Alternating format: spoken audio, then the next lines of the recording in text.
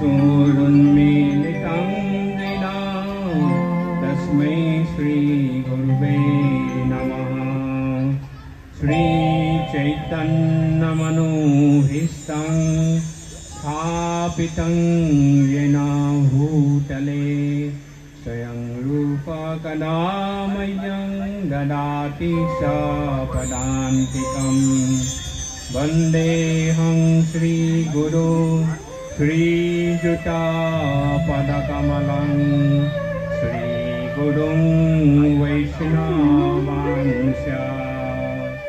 श्रीरूपं साग्रजातं सहगण रघुनाथं तं सजीवं साद्वैतं सावधूतं परिजनसहितं कृष्ण चैतन्यदेवं श्रीराधाकृष्णपदां सहगणललिता श्रीविशाखान्वितं च।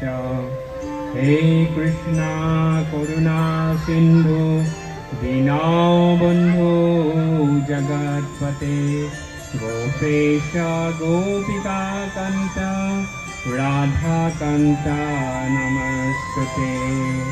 तप्त काञ्चन गौराङ्गी राधे वृन्दावनेश्वरी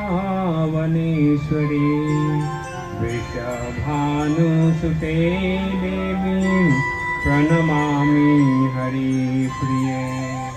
नीलाचल निवासाय नित्याय परमात्मने बलभद्र सुभद्राभ्यां जगन्नाथाय ते नमः। नमो महावदानाय कृष्णा प्रेमप्रदायते कृष्णाय कृष्णा चैतन्य नाम्ने गौरकृष्णे नमः। वंशाकल्पतरुवैश्च कृपा सिन्धुवेव च पतितानं पावनेभ्यो वैष्णवेभ्यो नमो नमः। जय श्री कृष्ण चैतन्य प्रभु नित्यानंद श्री अद्वैत गदाधर श्रीवासादि गौर भक्तवृंद। हरे कृष्णा कृष्णा कृष्णा हरे हरे हरे राम राम राम हरे हरे। हरे कृष्णा कृष्णा कृष्णा हरे हरे हरे राम राम राम हरे हरे। हरे कृष्णा कृष्णा कृष्णा हरे हरे हरे राम राम राम हरे हरे। ओम नमो भगवते वासुदेवाय। আপোনালোকে ৰিপিট কৰিব। ओम नमो भगवते वासुदेवाय। ओम नमो भगवते वासुदेवाय। ओम नमो भगवते वासुदेवाय। ओम नमो भगवते वासुदेवाय। ओम नमो भगवते वासुदेवाय। ओम नमो भगवते वासुदेवाय। नमो विष्णुपादाय कृष्णपृष्ठाय भूतले श्रीमते जयपताका स्वामिनिति नामिने। नमो आचार्यपदाय निताय प्रदायिने गौरकथाधामदाय नगरग्रामतारिणे। नमो विष्णुपदाय कृष्णपृष्ठाय भूतले श्रीमते भक्तिवेदांत स्वामिनिति नामिने। नमस्ते सरस्वती देवे गौरवाणी प्रचारिणे निर्विशेष शून्यवादी पाश्चात्यदेशतारिणे मुखं करोति वाचालं पङ्गुं लङ्घयति गिरिं यत्कृपातमहं वन्दे श्रीविष्णुपूर्णकारिणं परमानन्दमाधवं श्रीचैतन्यईश्वरं हरि ओं तत्सत्।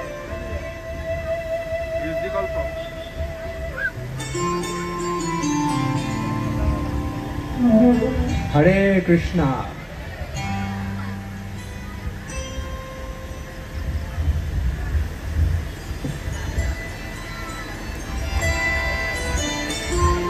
तो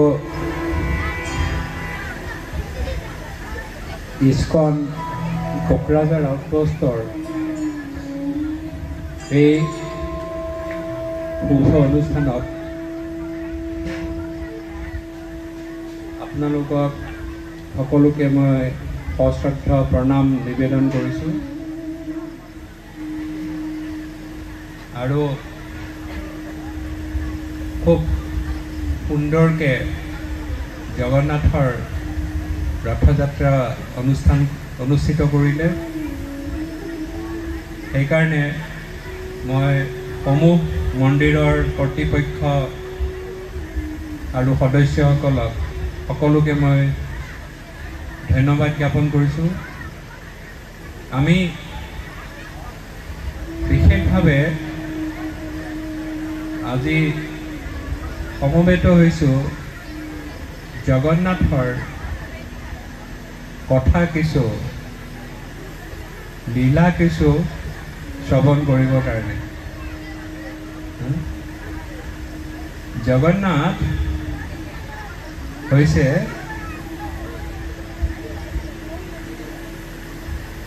জগতৰ নাথ। নাথ মানে মালিক। অনন্ত কোটি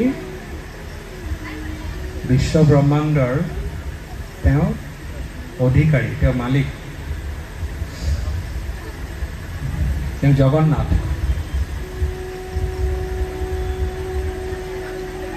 জগন্নাথৰ বিষয়ে লীলা কীৰ্তন কৰিবলৈ মোৰ বিশেষ যোগ্যতা নাই। জগন্নাথৰ কথা শ্ৰৱণ কৰিবলৈ আৰু কীৰ্তন কৰিবলৈ যিসকল পৰম শুদ্ধ বৈষ্ণৱ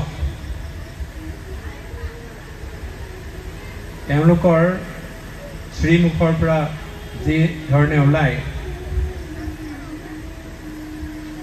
সেই জগন্নাথ কথা শ্ৰৱণ কৰিলে অৱশ্যই সকলোৰে হৃদয়খন কি হয়, পবিত্ৰ হৈ যায়। বিশেষভাৱে জগন্নাথক সকলোৱে ভাল পায়, কিন্তু বিশেষভাৱে যিসকল অসমত আছে, অসমৰ আমি যেতিয়া ঘূৰি থাকোঁ আমি দেখা পাওঁ প্ৰতি গ্ৰামে গ্ৰামে গাঁৱে গাঁৱে জগন্নাথক সকলোৱে ভাল পায় হৃদয়ৰ পৰা। জগন্নাথৰ লগত অসমৰ সকলো জনসাধাৰণৰ এটা আত্মিক সম্পৰ্ক আছে। কিহৰ সম্পৰ্ক? আত্মাৰ সম্পৰ্ক, আত্মিক সম্পৰ্ক, অতি অন্তৰংগ সম্পৰ্ক আছে। জগন্নাথ মন্দিৰ আমি যি জগন্নাথ পুৰীত দেখা পাওঁ, আজি জগন্নাথ পুৰী আমাৰ যিসকল ইয়াত উপস্থিত আছে ভক্তবৃন্দ মাতাজীসকল, জগন্নাথ পুৰীত আমাৰ মাজৰ পৰা কিমানে গৈছে? হাত উঠাব এবাৰ। জগন্নাথ পুৰী হৰি বল।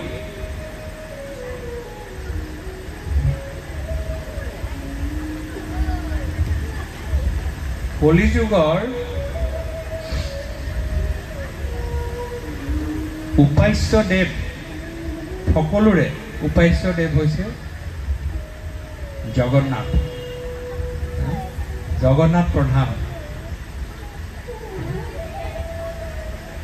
আমি জগন্নাথপুৰীত যি জগন্নাথ দেখা পাইছোঁ কিন্তু বিশেষভাৱে কলিযুগৰ কাৰণে এইটো কলিযুগৰ কাৰণে প্ৰকাশিত হৈছিল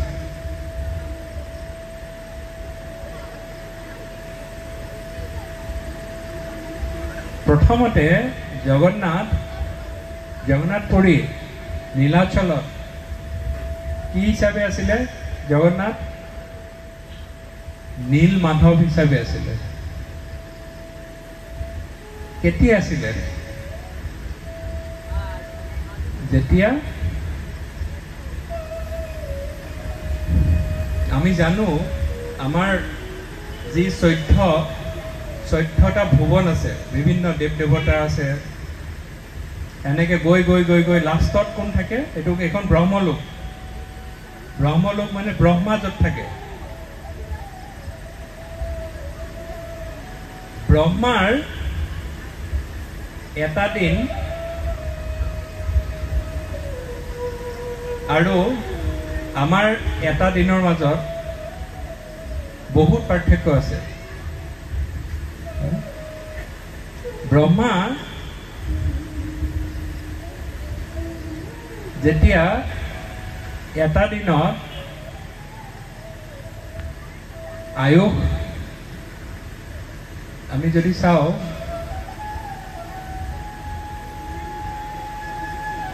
71টা চতুৰ্যুগ পাৰ হৈ যায় আৰু 14জন মনু তাত প্ৰকাশিত হয় 14জন মনু এতিয়া আমাৰ যি বৰ্তমান সময়ত আমাৰ চলি আছে সপ্তম মনু হৈছে বিভস্বত মনু 14জন মনু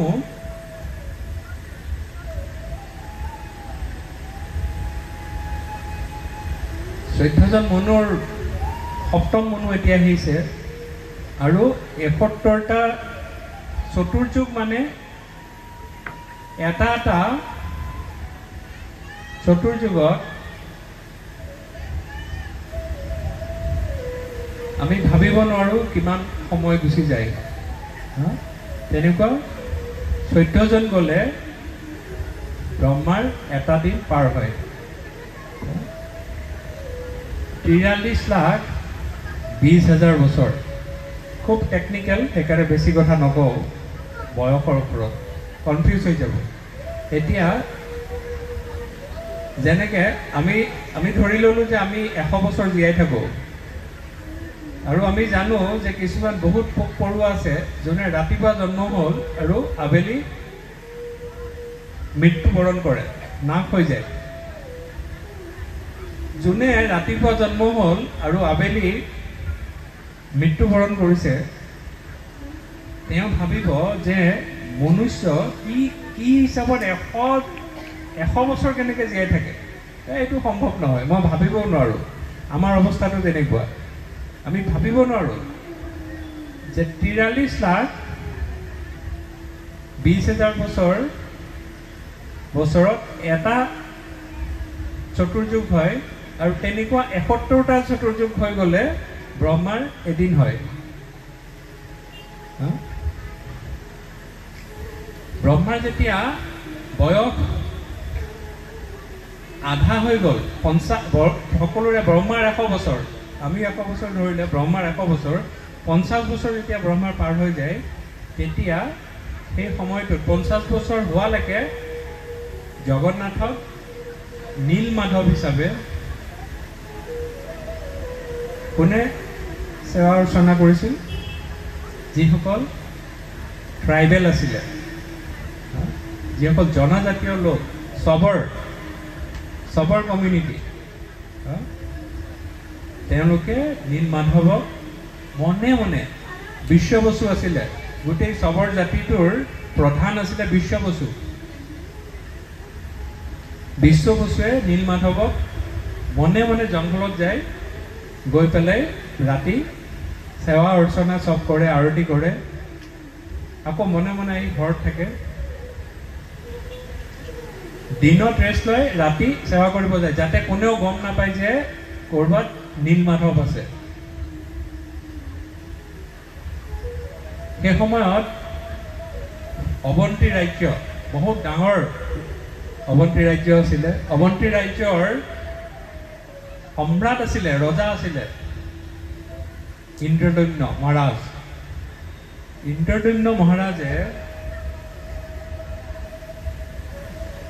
তেওঁ জন্মৰ পৰাই জগন্নাথৰ ভক্ত, ভগৱানৰ ভক্ত। তেওঁ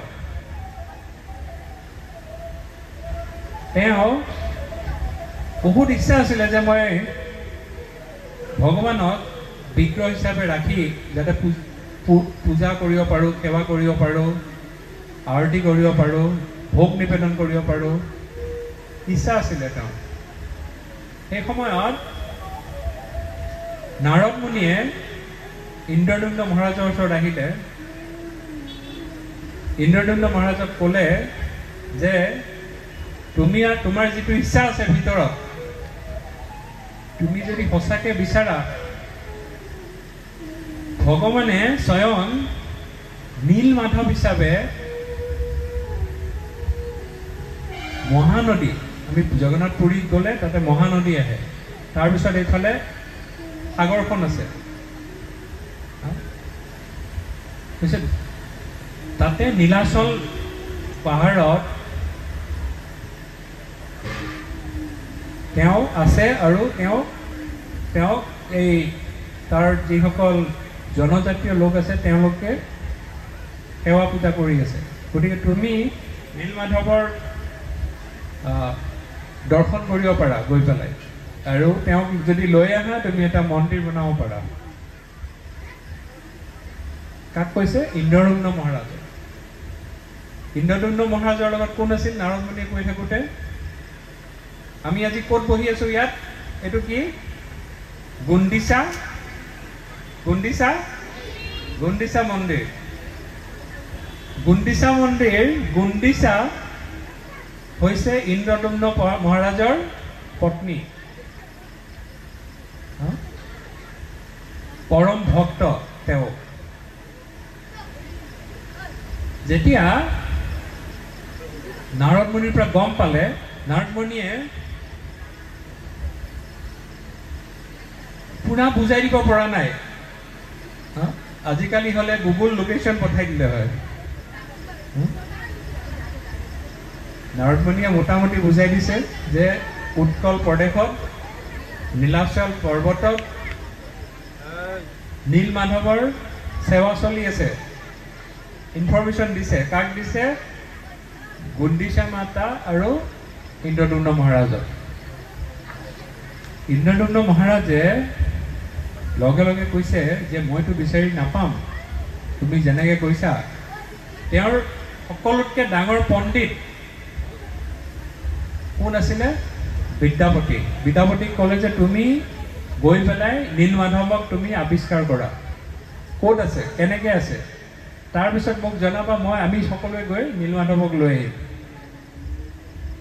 বিদ্যাপতি প্ৰভুৱে কৈছে ঠিক আছে, মই বিচাৰি যাওঁ। বিদ্যাপতি বহুত দিন খোজকাঢ়ি গৈ মহানদীৰ ওচৰত পাইছে। উৰিষ্যাৰ ওচৰত পাই গ'ল। উৰিষ্যা মহানদী পাৰ হৈছে। মহানদীৰ ওচৰৰ পৰা দেখা পাইছে, মহানদীৰ ওচৰৰ পৰা দেখা পাইছে যে ইটো পাৰে বহুত জংঘল আছে। সেই সময়ত এতিয়া গোটেই সেইফালে হোটেল হৈ গ'ল, বিভিন্ন হোটেল হৈ গ'ল, বিভিন্ন মন্দিৰ হৈ গ'ল। সেই সময়টোত অকল গোটেই জংঘল আছিলে। বিদ্যাপতিয়ে দেখা পাইছে যে ইমান জংঘলৰ মাজত তেওঁ বৈকুণ্ঠৰ যিবিলাক লক্ষণ সেই লক্ষণবিলাক বিদ্যাপতিয়ে দেখা পাইছিল। আমাৰ জড় জগতৰ লক্ষণবিলাক কি? আমাৰ ইয়াত কি হয়? জন্ম, মৃত্যু, জৰা, ব্যাধি। বেমাৰ কোনোবাই ভাল পায় নেকি? আপোনালোকৰ মাজত আমি কোনোবাই ভাল পাওঁ নেকি? মাতাজী, বেমাৰ ভাল লাগে? নালাগে। কোনোবাই জৰা অৱস্থা, বৃদ্ধা অৱস্থা, আমাৰ বৃদ্ধা মাতাজী আছে, বৃদ্ধা মাতাজী সুধিছো, মাতাজী বৃদ্ধাৱস্থা ভাল পায় নেকি আপুনি? আপোনাৰ কি ভাল লাগে বৃদ্ধাৱস্থা? ভালো লাগে না? অনেক কষ্ট হয়, তাইতো এও ভালো পায়।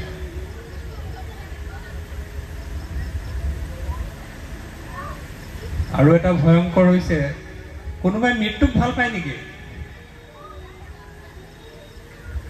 আমাৰ মাজত যিসকল আছো, কোনোবাই মৃত্যুক ভাল পায়? মৃত্যু হলে বৰ ভাল আছিলে, মুখেৰে ক'ব পাৰে, হৃদয়ৰ পৰা নকয়।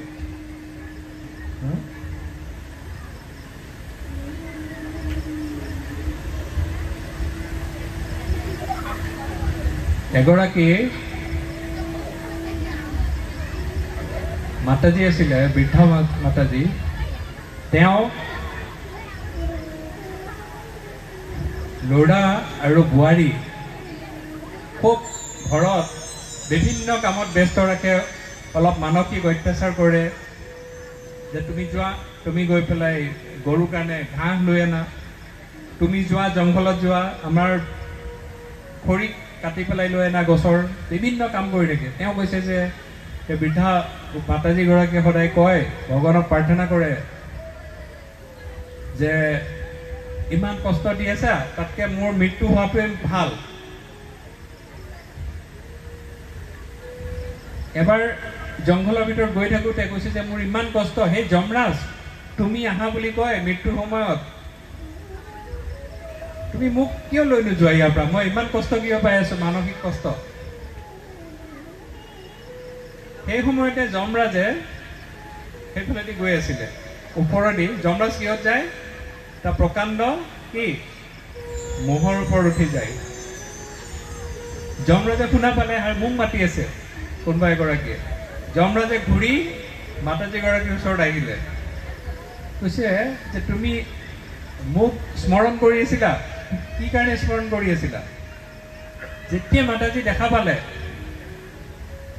যে যমৰাজ তেওঁ প্ৰতিদিনে ভিতৰৰ পৰা কৈ থাকে যে মোৰ মৃত্যু হলে ভাল আছিলে, ইমান কষ্ট পাই আছো মই। যেতিয়াই দেখিছে যমৰাজ হাজিৰ, তেওঁ যদি সঁচাকে ভিতৰৰ পৰা বিচাৰিছিল, ক'লে হয় তুমি মোক লগতে লৈ যোৱা। তেওঁ ভয় খাই গ'ল যমৰাজক দেখা পাই, কৈছে যে হে যমৰাজ, মই তোমাক মাতি আছিলো, হয় মই বেলেগ এটা কথাৰ কাৰণে মাতি আছিলো তোমাক। কি কথা আছিল তোমাৰ? কৈছে মোৰ ইমান ডাঙৰ মই খৰি বোজা ইয়াত দাঙি পেলাই ল'ব পৰা নাই, তুমি মোক অলপ সহায় কৰা, এই খৰিখিনি মোক পিঠিত উঠাই দিয়া, যাতে মই খোজকাঢ়ি যাব পাৰোঁ ঘৰলৈ। যমৰাজে ভাবিছে যে আচলতে কাৰো কোনেও মৃত্যু ভিতৰৰ পৰা নিবিচাৰে। আমিতো মানুহ, আমি মনুষ্য।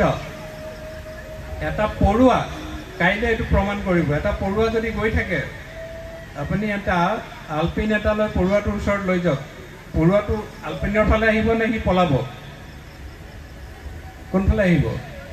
সি পলাব। এটা পৰুৱাইও এই জড়জগতত যিমান আছে, কোনেও মৃত্যুক ভাল নাপায়। কিন্তু এই জড়জগত আমাৰ মৃত্যু সাগৰা, মৃত্যু অনিবাৰ্য আমাৰ।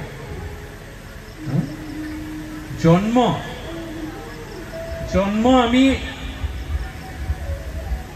বাচ্চাৰ হওক, আমাৰ নিজৰ হওক আৰু কাৰোবাৰ হওক, সকলোৰে আমি বাৰ্থডে পাতো। ডাঙৰ ডাঙৰ ধুনীয়া ধুনীয়া কেক আনি। কিন্তু যদি আমি শাস্ত্ৰত কোৱাৰ দৰে আমি যদি জানো জন্মৰ সময়ত আমাৰ কিমান কষ্ট হয়, কোনেও নিবিচাৰিব যে মোৰ জন্ম হওক এই দুখৰ সংসাৰত। যেতিয়া 9 মাহ মাতৃ গৰ্ভত থাকে সন্তানটো, বিজ্ঞানে চাইন্সে কয় যে 7 মাহৰ পিছত বাচ্চাটোৰ সম্পূৰ্ণ চেতনা জাগ্ৰত হৈ যায়। বাচ্চাটো সব শুনা পায়, সব গম পায়। সেই বাচ্চাটো ভিতৰত যেতিয়া গম পায়, আমি অনুমান কৰিব পাৰোঁ যে আমাক যদি কোনোবাই এনেকুৱাকৈ বান্ধি পেলাই অন্ধকাৰ এটা ৰুমত বেলুনৰ নিচিনা এটা মাজত ভিতৰত ভৰাই দিছে, সেই বেলুন যিটো আছে তাত নিজৰ মাতৃৰ পেচাব পায়খানা যিমান এচিডিটি যি য'ত আছে চব লেতেৰা মোনা এটা, লেতেৰা বেগ এটা, আৰু মই এনেকুৱা মোক এনেকৈ বান্ধি থৈ দিছে, আৰু তলৰ পৰা যিমান মাতৃ গৰ্ভত যিমান আমি পেলুৰ ঔষধ খাওঁ, পেলুৰ পৰা আৰম্ভ কৰি সকলোৱে আমাক কামোৰে ভিতৰত। যেতিয়া 7 মাহ হৈ যায়, আমাৰ পূৰ্ণ চেতনা জাগৰিত হয়, সেই সময়ত আমি সকলোবিলাক উপলব্ধি কৰোঁ। সেই সময়ত আমি ভগৱানক স্তুতি কৰোঁ। সেই ভগৱান যোনেই হওক, তেওঁ ভগৱানৰ ভক্ত হওক, অভক্ত হওক, আস্তিক হওক, নাস্তিক হওক, তেওঁ যোনে হওক, পাপী হওক, পুণ্যাত্মা হওক, যেতিয়া মাতৃ গৰ্ভত যেতিয়া ইমান কষ্ট পায়, সেই সময়ত আমি ভগৱানক প্ৰাৰ্থনা কৰোঁ। কি প্ৰাৰ্থনা কৰোঁ? জননী জঠৰে শিলাম যখন দিশাম বন্ধন পাশে, একবারে প্রভু দেখা দিয়ে মোরে বাঞ্ছিল এই দীন দাসে, বাঞ্ছিল এই দীন দাসে প্রভু, বাঞ্ছিল এই দীন দাসে। জননী জঠরে ছিলাম যখন বিষম বন্ধন পাশে, খুব সুন্দৰ বন্ধন বুলি কোৱা নাই, বিষম বন্ধন পাশে। হে প্ৰভু, হে ভগৱান, সেই সময়ত তুমি ইমান বৰ বেয়া অৱস্থা আছিল, সেই সময়ত তুমি এবাৰ মোক দেখা দিছা। ভগৱানে আমাক জন্ম জন্মান্তৰৰ পৰা পৰমাত্মা হিচাপে আমাৰ লগত ঘূৰি থাকে। জগন্নাথ ভাবে কিবা কাৰণত কেতিয়াবা জীৱটোৱে মোৰ ফালে আহিব নেকি, মোৰ ফালে মুখখন ঘূৰাই চাব নেকি। সেইকাৰণে যেতিয়া মাতৃ গৰ্ভত থাকে, প্ৰতিটো জীৱক ভগৱানে এবাৰ দৰ্শন দিয়ে। তাৰপিছত দৰ্শন দি আকৌ নাইকিয়া হৈ যায়। যেতিয়া ভগৱানৰ দৰ্শন পায়, তেতিয়া কয় যে ভগৱান তুমি এবাৰ দৰ্শন দিছা, তুমি মোক কৃপা কৰা, এই মোৰ যিটো কষ্ট হৈছে, এই কষ্টৰ পৰা তুমি মোক মুক্তি দিয়া। আৰু মই তোমাক কথা দিছোঁ, যেতিয়া মই ভূমিষ্ঠ হ'ম, মই বাহিৰত ওলাই আহিম, এই কষ্টৰ পৰা মই মুক্তি পাম। মোৰ এই জন্মটো, গোটেই জীৱনটো মই তোমাৰ ভজনা কৰিম, তোমাৰ সেৱা কৰিম, তোমাৰ ভক্ত সেৱা কৰিম, তোমাক মই কথা দিছোঁ। কিন্তু যেতিয়াই জন্ম হ'ল, মাক দেউতাক আত্মীয় স্বজন যিমান আছে সকলোৱে, বাচ্চাটো মৰম লাগে নহয়, যিমান মৰম কৰিব ল'ব, লাহে লাহে লাহে লাহে কি হ'ল, সেই বাচ্চাটো মায়াত সোমাই যায়, পাহৰি গ'ল। গৰ্ভত থাকোঁতে কৈ আহিছিল যে এইটো জন্ম মোক ইয়াৰ পৰা মুক্তি দিয়া, মই বাহিৰত গৈ তোমাৰ ভজনা কৰিম, এইটো জন্ম। পাহৰি গ'ল। আমাৰ এইটো অৱস্থা। সেইকাৰণে জন্মটো ভাল নহয়। কিন্তু বিদ্যাপতিয়ে যেতিয়া নীলাচল পাহাৰৰ ফালে চাই আছিল, তেওঁ দেখা পাইছিল যে ইয়াত বৈকুণ্ঠত জন্মৰ মৃত্যু জাৰা ব্যাধি একো নাই। এই জড় জগতখন ভগৱানে গীতাত কৈছে দুখালয়ম, দুখৰ সাগৰ বুলি কৈছে। বৈকুণ্ঠ, বৈ মানে নাই, কুণ্ঠ মানে কুণ্ঠা, এংজাইটি। এই বৈকুণ্ঠৰ যি লক্ষণ নীলাচল পাহাৰত দেখা পাইছিলে। কি দেখা পাইছিলে?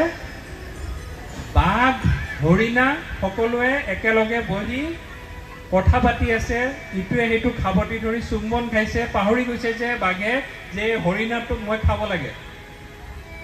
সকলোৰে যিমান জীৱ জন্তু আছিল হিংস্ৰ স্বভাৱ নাই, সকলোৰে মিলা প্ৰীতি।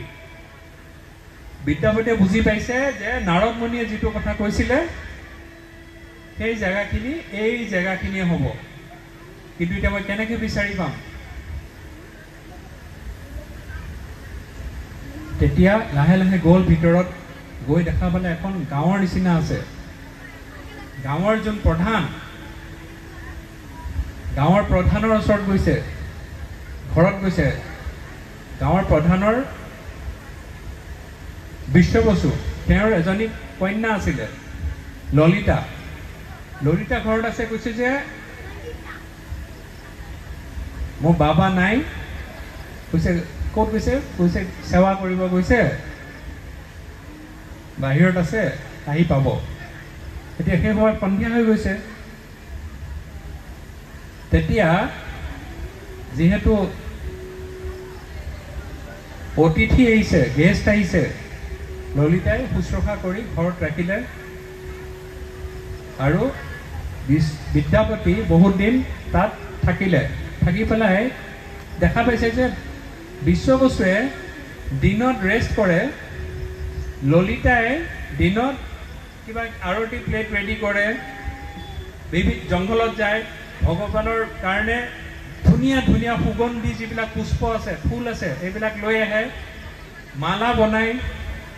তাৰপিছত বিশ্ববসুক দিয়ে। বিশ্ববসু ৰাতি, দিনত নাযায়, কোনোবাই দেখা পায় বুলি, ৰাতি মনে মনে গৈ ক'ৰবাত জংঘলত যায়, পাহাৰত, আৰু গোটেই ৰাতি তাৰপিছত আকৌ গুচি আহে। তেওঁলোকৰ এইটোৱে কাম। বিদ্যাপতি ভাবিছে যে নীলমাধৱ নিশ্চয় আশে পাশে ক'ৰবাত আছে, ইয়াত কিবা এটা কৰিব লাগিব মই। বিদ্যাপতি নিজেই কি আছিলে? সন্যাসী আছিলে, মহাপণ্ডিত, ইন্দ্ৰদ্যুম্ন মহাৰাজৰ সভাত থকা। কিন্তু বিদ্যাপতিয়ে ভাবিছে এতিয়া যদি নিজৰ ছোৱালীক, ললিতাক পোৱা নাই আজিলৈকে, ললিতাক লৈ যোৱা নাই নীলমাধৱৰ ওচৰত, মোকতো আৰু লৈ নাযায়। সেইকাৰণে তেওঁ এটা প্লেন কৰিলে। তেওঁ কৰিলে যে মই এওঁলোকৰ জোঁৱায়েক হ'ব লাগিব, ঘৰ জামাই। যেতিয়া জামাই লগো হৈ যায় তেতিয়া বহুত মৰম কৰে নে নাই? সেইবুলি তেওঁ সন্যাসী হৈ পেলাই, সন্যাসীয়ে কেতিয়াও গৃহস্থাশ্ৰমত আহিব নোৱাৰে। কিন্তু বিদ্যাপতিয়ে ধৰ্মক ৰক্ষা কৰিবৰ কাৰণে, নাৰদ মুনিৰ কথা ৰক্ষা কৰিবৰ কাৰণে, ইন্দ্ৰদ্যুম্ন মহাৰাজৰ কথা ৰক্ষা কৰিবৰ কাৰণে তেওঁ প্ৰস্তুত হৈ গ'ল। যে তেওঁ ললিতাক বিয়া কৰালে। বিয়া কৰাই তেনেকৈ পাৰ হৈ গৈ আছে বহুত দিন। যেতিয়া খুব ঘনিষ্ঠ হৈ গ'ল, একেলগ একেখন ঘৰৰ হৈ গ'ল, তেতিয়া আজি ললিতাক কৈছে যে তুমি তোমাৰ দেউতাক কোৱা যে মই দেউতাৰ লগত এদিন নীলমাধৱক চাবলৈ যাম। কৈছে যে মই যদি কওঁ, মই এবাৰ কৈছিলোঁ মোক এক চৰ দিছে, ললিতাই কৈছে। গতিকে মই ক'ব নোৱাৰোঁ। কৈছে তুমি ক'ব লাগিব, যদি নোকোৱা মই ঘৰত একো নাখাওঁ। মই পুৰা হৰতাল কৰি দিম কাইলৈৰ পৰা। কৈছে যদি তুমি হৰতাল কৰা ময়ো হৰতাল কৰিম, মই একো সেৱা নকৰোঁ, মই একো নাখাওঁ। তেতিয়া বিশ্বকোষ পিছদিনা যেতিয়া যাব ওলাইছে নীলমাধৱৰ ওচৰত, দেখা পাইছে যে তেওঁৰ আৰতি প্লেট ৰেডি নাই। সুধিলে কি হ'ল ললিতা? কৈছে যে এনেকুৱা কথা, বিদ্যাপতিয়ে একো খোৱা নাই, তেওঁক নীলমাধৱক চাব যাব বিচাৰিছে, তুমি লৈ নোযোৱাৰ কাৰণে তেওঁ হৰতাল কৰিছে, তেওঁৰ লগত তেওঁক ময়ো সহযোগ কৰিছোঁ। কাৰণ মোৰ পতিদেৱে যেতিয়া খোৱা নাই মই নিশ্চয় খাব নোৱাৰোঁ, ময়ো নাখাওঁ। দেউতাকে ক'লে ঠিক আছে মই লৈ যাম, কিন্তু মোৰ কণ্ডিশ্যন আছে, চৰ্ত আছে, মই বিদ্যাপতিক মই পুৰা চকু বান্ধি পেলাই লৈ যাম, যাতে দেখা নাপায়। তাত গৈ পেলাই মই চকু খুলি দিম, নীলমাধৱক দৰ্শন কৰিব পাৰিব। বিদ্যাপতি খুব ইণ্টেলিজেণ্ট আছিলে, বুদ্ধিয়ক আছিলে। ললিতাক খুজি অলপ সৰিয়হ দুই পকেটত ভৰাই লৈছে, য'ত এনেকৈ বান্ধি পেলাই পকেটত ভৰাই লৈছে। চকু বান্ধি পেলাই যেতিয়া গৈ আছে, অলপ অলপ সৰিয়হ পেলাই পেলাই পেলাই পেলাই পেলাই পেলাই জংঘলৰ মাজে মাজে গৈ আছে। গৈ গৈ গৈ গৈ গৈ গৈ যেতিয়া জেগা পালেগৈ, চকু যেতিয়া দৃষ্টি খুলি দিছে, দেখা পাইছে সন্মুখত কোন আছে? নীলমাধৱ। নীলমাধৱ ভগৱানৰ স্বয়ম্ভূ ৰূপ। গোটেই বিগ্ৰহৰ পৰা নীলাভ জ্যোতিষ্মান হৈ আছে, গোটেই পোহৰ হৈ আছে, ইমান ধুনীয়া। বিদ্যাপতি গৈ পেলাই তাত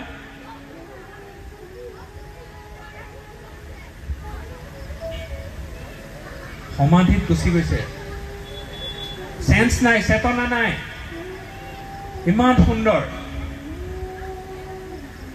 তাৰপিছত যেতিয়া চেন্স আহিলে, বিশ্ববস্তুৱে আকৌ চকু বান্ধি পেলাই লৈ গুচি আহিলে।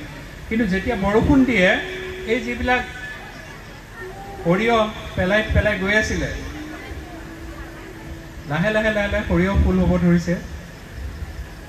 বিদ্যাপতি এদিন মনে মনে, কাকো কোৱা নাই, ললিতাকো কোৱা নাই, বিশ্ববস্তুকো কোৱা নাই, সেই সৰিয়হ চাই চাই গৈ গৈ গৈ গৈ গৈ গৈ গৈ নীলমাধৱ পাই গ'ল।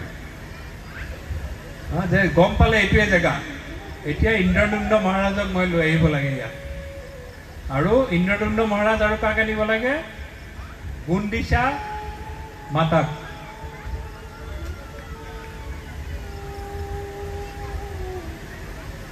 তাৰ পৰা তেওঁ লগে লগে তাৰ পৰা গৈছে, নীলমাধৱৰ মন্দিৰৰ পৰা গৈ বহুত কষ্ট কৰি গৈ আকৌ মহাৰাজৰ ওচৰত পাইছে। নাৰদ মুনিও আছিলে, গুণ্ডিচা মাতা আছে, ইন্দ্ৰদুম্ন মহাৰাজ আছে। ক'লে যে মই পাই গ'লোঁ, নীলমাধৱক মই পাই গ'লোঁ, এতিয়া তোমালোক সকলো যাব লাগে, আমি লৈ আনিম, আনি পেলাই ইয়াত নীলমাধৱৰ মন্দিৰ প্ৰতিষ্ঠা কৰিম। ৰজাৰ যিমান লাখ লাখ সৈন্য সামন্ত ঘোঁৰা যিমান য'ত আছিল সকলোকে লৈছে, লৈ পেলাই নীলমাধৱৰ আনিবলৈ গৈছে। গৈ সেই জেগাত পাই গ'ল। যেতিয়া ইমান কষ্ট কৰি গৈছে জংঘলৰ মাজে মাজে, গৈ গৈ গৈ গৈ গৈ গৈ ৰজা যেতিয়া ইন্দ্ৰদুম্ন মহাৰাজ গৈ পেলাই নীলমাধৱৰ মন্দিৰটোত পাইছে, জংঘলৰ ভিতৰত পাহাৰত, দেখিছে নীলমাধৱ নাই। নীলমাধৱ অদৃশ্য হৈ গ'ল। নীলমাধৱ যেতিয়া অদৃশ্য হৈ গৈছে, ৰজাই কৈছে যে এইটো কেনেকুৱা হ'ব? হে ভগৱান, এইটো কি কৰিছা? তোমাক মই লৈ গৈ প্ৰতিষ্ঠা কৰিব খুজিছোঁ আৰু তুমি অদৃশ্য হৈ গ'লা। তেতিয়া সেই সময়ত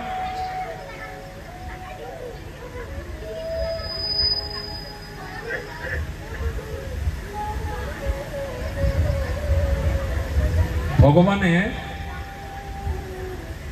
আকাশবাণী হৈছে, ইন্দ্ৰদুম্ন তুমি মোক আৰু দেখা নাপাবা। তুমি গৈ পেলাই, নাৰদ মুনিও ক'লে আৰু ভগৱানৰ বাণী শ্ৰৱণ কৰিছে ইন্দ্ৰদুম্ন মহাৰাজে, তুমি গৈ অশ্বমেধ যজ্ঞ কৰা তুমি, তাৰপিছত মোক লগ পাবা তুমি। তেতিয়া আকৌ তেওঁলোক ঘূৰি গৈ পেলাই ইন্দ্ৰধনু মহাৰাজে গোটেই দেশৰ যিমান গৌমাতা আছিলে সকলো গৌমাতা আনি ডাঙৰ ডাঙৰ ব্ৰাহ্মণ ঋষি যিসকল জ্ঞানী গুণী আছিলে সকলোকে তেওঁ দান কৰিছিলে। আৰু সেই গৌমাতাৰ তাত থাকোঁতে থাকোঁতে থাকোঁতে থাকোঁতে এতিয়া আপোনালোকে পুৰীত গ'লে দেখা পাব ইন্দ্ৰদম্ন সৰোবৰ। ইন্দ্ৰদম্ন সৰোবৰটো তেনেকৈ হৈছে। যেতিয়া যজ্ঞ চলি আছে, এই যজ্ঞৰ পৰা ভগৱানে কোৱাৰ দৰে কোন প্ৰকাশিত হ'ল? জগন্নাথ প্ৰকাশিত হোৱা নাই তেতিয়াও। তেতিয়া প্ৰকাশিত হৈছে শান্ত নৃসিংহদেৱ, নৃসিংহ অৱতাৰ। এই নৃসিংহদেৱৰ বিগ্ৰহ প্ৰকাশিত হৈছে সেই যজ্ঞৰ পৰা। সেইকাৰণে এই গুণ্ডিচা মন্দিৰৰ ওচৰত, জগন্নাথ পুৰীৰ ওচৰত এই শান্ত নৃসিংহদেৱৰ মন্দিৰ বিগ্ৰহ এতিয়াও বিৰাজমান।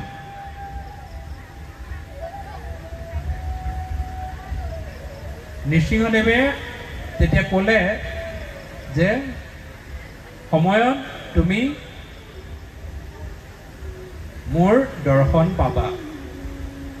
বিগ্ৰহ প্ৰকাশিত হ'ল, কিন্তু পোৱা নাই বিচাৰি। তেতিয়া যিসকল নাৰদ মুনি আছিল আৰু যোন আছিলে, তেতিয়া সকলোৱে স্তুতি কৰিছে ভগৱানক, তুমি দেখা দিব লাগে। কাক দেখা দিব লাগে? ইন্দ্ৰদম্ন মহাৰাজক। তেতিয়া তেওঁ ভগৱানে আকৌ আকাশবাণী কৰিছে যে মই য'ত গৈ সাগৰৰ পাৰত য'ত মহানদী গৈ মিলিছে সেই জেগাটোত তুমি যোৱা, তাত এডাল বৃহৎ বৃক্ষৰ এডাল কাঠ, এডাল দাৰুটো সংস্কৃত শব্দ। এইটো দাৰু মানে আজিকালি চলি থকা দাৰু নহয়। দাৰু হৈছে সংস্কৃত শব্দ, কাঠক দাৰু বুলি কয়। সেইকাৰণে জগন্নাথৰ আন এটা নাম দাৰু ব্ৰহ্ম। দাৰু কৈছে যে তুমি দেখা পাবা, তোমালোকে গৈ তাৰ পৰা লৈ আনা, সাগৰৰ পৰা লৈ আনা, তাৰপিছত তাত মই প্ৰকাশিত হ'ম।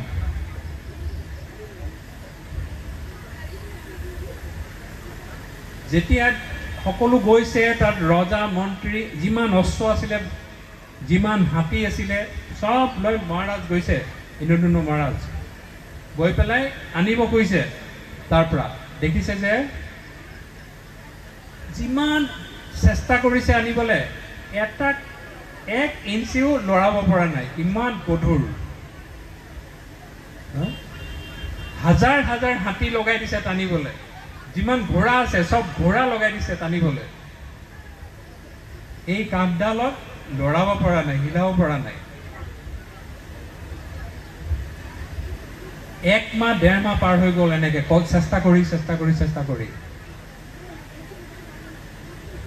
যেতিয়া নোৱাৰিলে, মহাৰাজৰ আকৌ মনটো বেয়া হৈ গ'ল যে ভগৱানে কৈছে প্ৰকাশিত হ'ম, কিন্তু এতিয়া মেইন য'ৰ পৰা প্ৰকাশিত হ'ব তেওঁক আমি আনিব পৰা নাই, লৰাব পৰা নাই সাগৰৰ পৰা।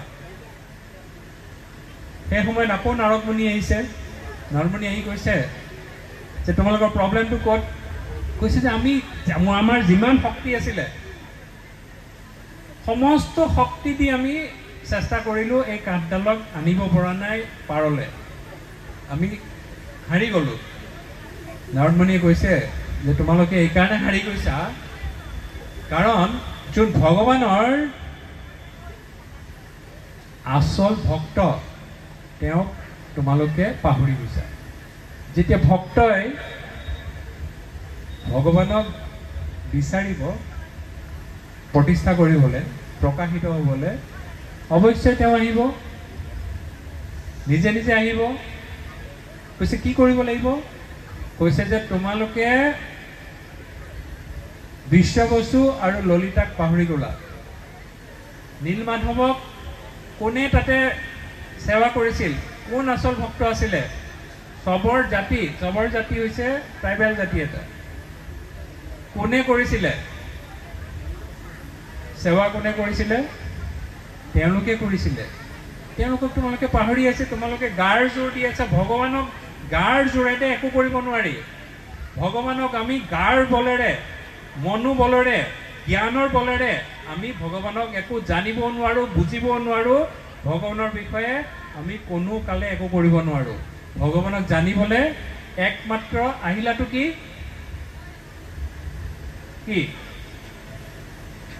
ভক্তি। যাৰ অন্তৰত ভক্তি প্ৰকাশিত হৈছে তেওঁ ভগৱানক বুজিব পাৰিব। ভক্তৰ বাহিৰে ভগৱানক কোনেও বুজি নাপায়। কাৰণ নাৰদ মুনিয়ে যেতিয়াই ক'লে, ইন্দ্ৰমৃত্যু মহাৰাজ আকৌ লগত চবকে লৈ পেলাই গ'ল, বিচাৰি পেলাই বিশ্ববসুক। আকৌ জংঘলত গৈছে, গোটেই বিচাৰি আছে। গৈ ঘৰটোক চালে, ঘৰত দেখিছে ঘৰত কোনো নাই। গোটেই গছ গজি গৈছে, তাত কোনো নাই। সকলোকে সুধিছে, কৈছে আমি নাজানো ক'ত গ'ল। যেতিয়াৰ পৰা নীলমাধৱ নাইকিয়া হৈছে তেওঁলোকো নাই, ইয়াৰ পৰা গাঁৱৰ পৰা নাই। অন্তৰ্ধান। তেতিয়া ৰজাই কৈছে যে তোমালোকে এনাউন্সমেণ্ট দিয়া। ডাঙৰ ডাঙৰ এনেকুৱা মাইকৰ নিচিনা কৰি পেলাই তেওঁলোকে চাৰিওফালে জংঘলত এনাউন্সমেণ্ট দিছে, বিশ্ববসু ললিতা য'ত আছা তোমাৰ, ৰজাই বিচাৰিছে তোমালোক আহা। গোটেই বিচাৰি এনাউন্সমেণ্ট দি আছে, কিন্তু বিশ্ববসু নাই। তাৰপিছতো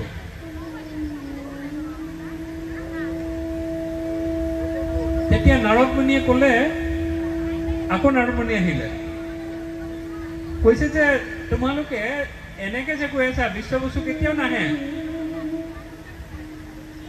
তোমালোকে কোৱা যে বিশ্ববসু নীলমাধৱ আকৌ আহিছে, সাগৰৰ পাৰত নীলমাধৱ আকৌ আহিছে, তুমি আহা, নীলমাধৱক আমি আনিব লাগে। তেনেকে এনাউন্সমেণ্ট দিয়া, তেতিয়া আহিব বিশ্ববসু। নাৰদ মুনিয়ে কোৱাৰ নিচিনাকে এইবাৰ এনাউন্সমেণ্ট কি বুলি দিলে চাৰিওফালে গোটেই জংঘলত, যে নীলমাধৱ আহিছে, সাগৰৰ পাৰত ৰখি আছে তোমাৰ কাৰণে, আৰু তুমি গৈ ইয়ালৈ লৈ আহিব লাগে। আমি মন্দিৰ এটা প্ৰতিষ্ঠা কৰিম। নীলমাধৱৰ কথা শুনা পাই দেখা পাইছে যে দুজন জংঘলৰ ভিতৰৰ পৰা নীলমাধৱৰ কথা শুনি নাচি নাচি কীৰ্তন কৰি কৰি দুজন আহি আছে। কোনেও ধৰিব পৰা নাই, চবে ভয় খাই গৈছে। কাৰণ যিমান দিন নীলমাধৱ নাইকিয়া হৈছে সিমান দিন তেওঁলোকে পানী পৰ্যন্ত একো গ্ৰহণ কৰা নাই। ফল মূল এইবিলাকতো খোৱাই নাই, আনকি পানীও খোৱা নাই, চব বিসৰ্জন দিছে। সিনাই এনেকুৱা হৈ গ'ল, তেওঁলোকৰ গাত একো নাই, অকল কি আছে? অকল নৰ কংকালটো। সিনাই শেষ।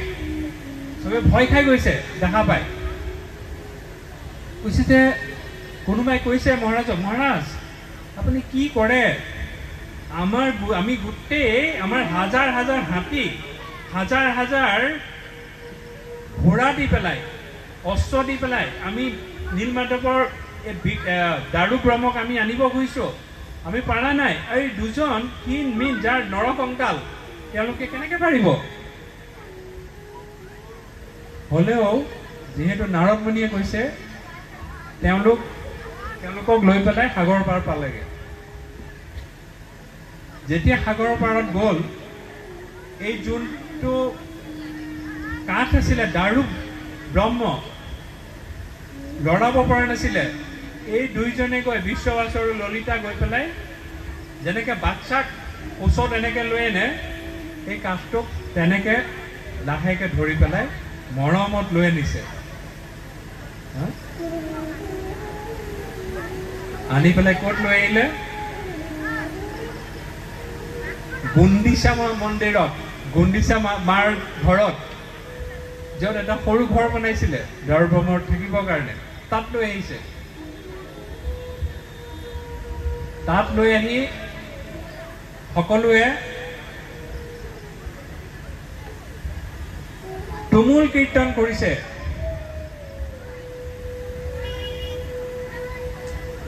জয় জগন্নাথ জয় জগন্নাথ জয় জগন্নাথ স্বামী জয় জগন্নাথ জয় জগন্নাথ জয় জগন্নাথ জয় জগন্নাথ স্বামী জয় জগন্নাথ জয় জগন্নাথ জয় জগন্নাথ জয় জগন্নাথ স্বামী জয় জগন্নাথ জয় জগন্নাথ জয় জগন্নাথ জয় জগন্নাথ স্বামী জয় জগন্নাথ জয় বলদেবা জয় সুভদ্রা জয় বলদেবা জয় সুভদ্রা জয় বলদেব জয় সুভদ্রা জয় বলদেব জয় সুভদ্রা জয় বলদেবা জয় সুভদ্রা জয় বলদেবা জয় সুভদ্রা জয় বলদেব জয় সুভদ্রা জয় বলদেব জয় সুভদ্রা জগন্নাথ স্বামী নয়ন পথগামী ভাব তুমি জগন্নাথ স্বামী নয়ন পথগামী ভব তুমে জগন্নাথ স্বামী নয়ন পথগামী ভাব তুমি জগন্নাথ স্বামী নয়ন পথগামী ভব তুমে জয় জগন্নাথ জয় জগন্নাথ স্বামী জয় জগন্নাথ জয় জগন্নাথ জয় জগন্নাথ জয় জগন্নাথ স্বামী জয় জগন্নাথ জয় জগন্নাথ জয় জগন্নাথ স্বামী জয় জগন্নাথ জয় জগন্নাথ জয় জগন্নাথ জয় জগন্নাথ স্বামী জয় জগন্নাথ জয় জগন্নাথ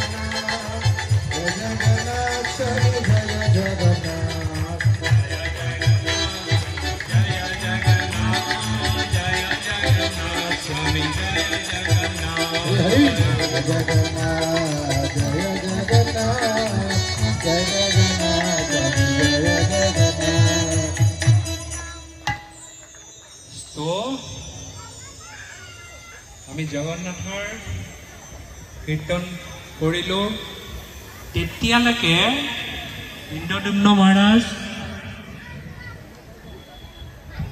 মন্দিশা মাতা কোনেও গম পোৱা নাই জগন্নাথৰ ৰূপটো কি নাজানে জগন্নাথৰ নামো নাজানে ৰূপো নাজানে একো নাজানে গোটেই পৃথিৱীত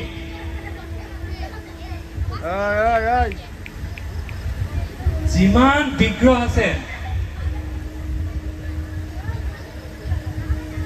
বহুত স্বয়ং প্ৰকাশিত বিগ্ৰহ আছে স্বয়ম্ভু বিগ্ৰহ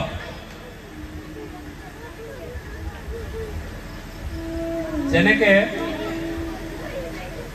শান্ত নৃসিংহদেৱ বলো প্ৰকাশিত হৈছিলে ইন্দ্ৰদুম্ন মহাৰাজৰ যজ্ঞৰ পৰা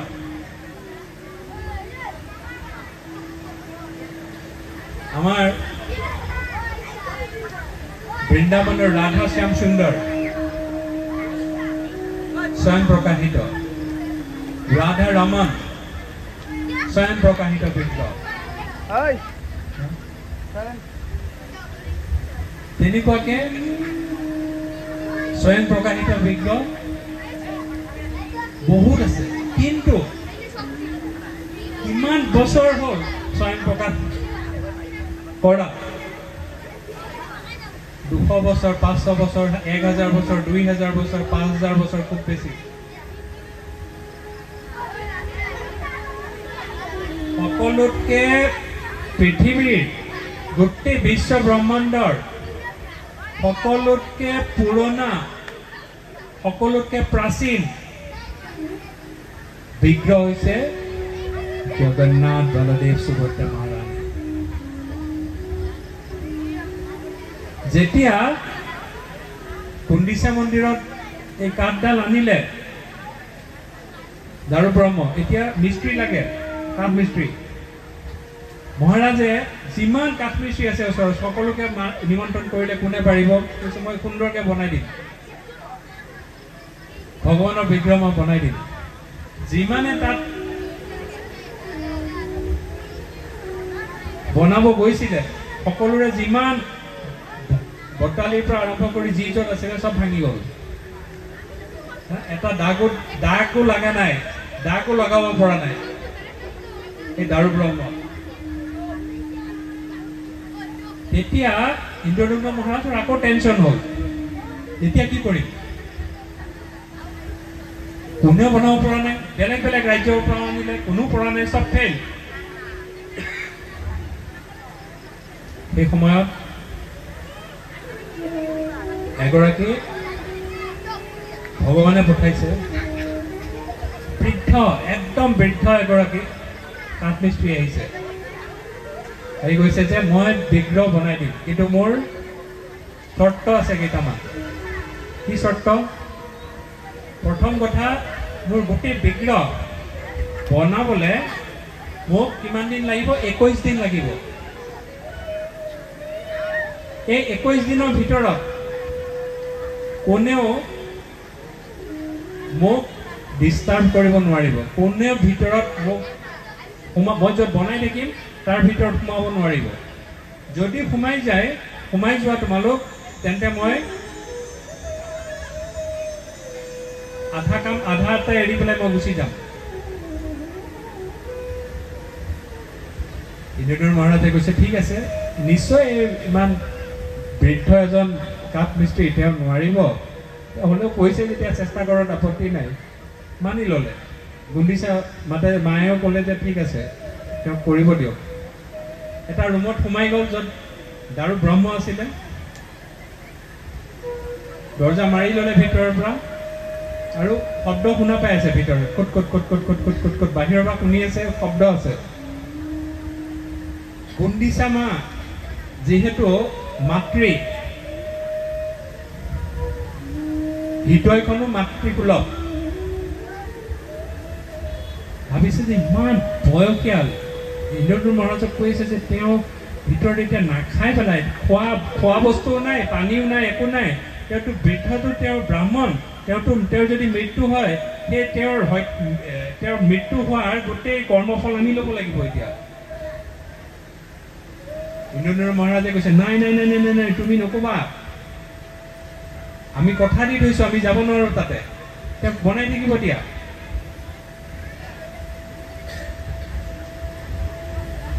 12 দিনলৈকে শব্দ শুনা পাই আছে ভিতৰত টক টক টক টক টক টক টক টক বনাই আছে কিবা কানে দি এনেকৈ শুনে কিবা শুনা পায় শব্দ 12 দিনৰ পাছত একদম এটা শব্দও নাই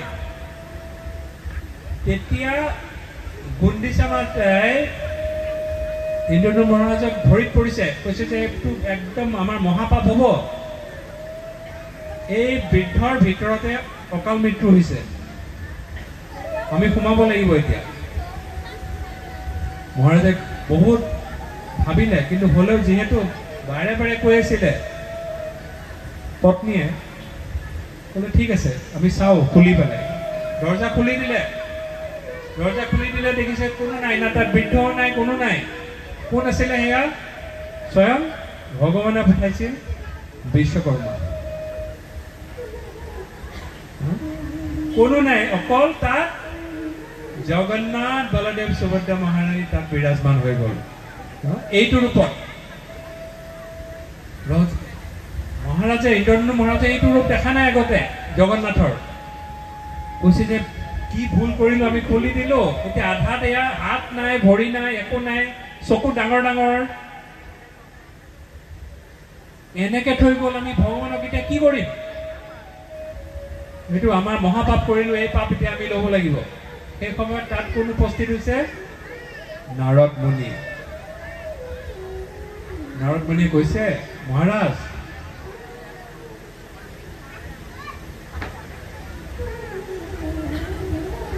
এই বিগ্ৰহ জগন্নাথৰ বলদেৱৰ আৰু সুভদ্ৰা মহাৰাণী বিগ্ৰহ এয়াই পূৰ্ণ বিগ্ৰহ এই বিগ্ৰহক মই কেতিয়াবাই মই দ্বাৰকাত দৰ্শন লাভ কৰিছিলোঁ নাৰদ মুনিয়ে 2 জেগাত দৰ্শন লাভ কৰিছিল জগন্নাথক এই ৰূপত এটা হৈছে দ্বাৰকাত থাকোঁতে দ্বাৰকাত আৰু এটা ক'ত লগ পাইছিলে জগন্নাথ হিচাপে এই ৰূপত বিগ্ৰহ হিচাপে বৃন্দাবনৰ নিধিবন আপোনালোকে জানে য'ত ভগৱানৰ নিত্য লীলা হয় যাৰ ৰহস্য আজিও কোনো বৈজ্ঞানিকে উদ্ভাৱন কৰিব পৰা নাই বহুত চেষ্টা কৰিলে বহুত মিডিয়াই চেষ্টা কৰিলে বহুত বৈজ্ঞানিকে চেষ্টা কৰিলে বহুত নাস্তিকে চেষ্টা কৰিলে বহুত আস্তিকে চেষ্টা কৰিলে নিধিবনৰ ৰহস্য আজিলৈকে কোনেও উলিয়াব পৰা নাই যেনেকৈ জগন্নাথ মন্দিৰৰ ৰহস্য উলিয়াব পৰা নাই তেনেকৈ নিধিবনৰ আজিলৈকে উলিয়াব পৰা নাই ৰহস্য এই নিধিবনত দেখা পাইছিলে নাৰদ মুনিয়ে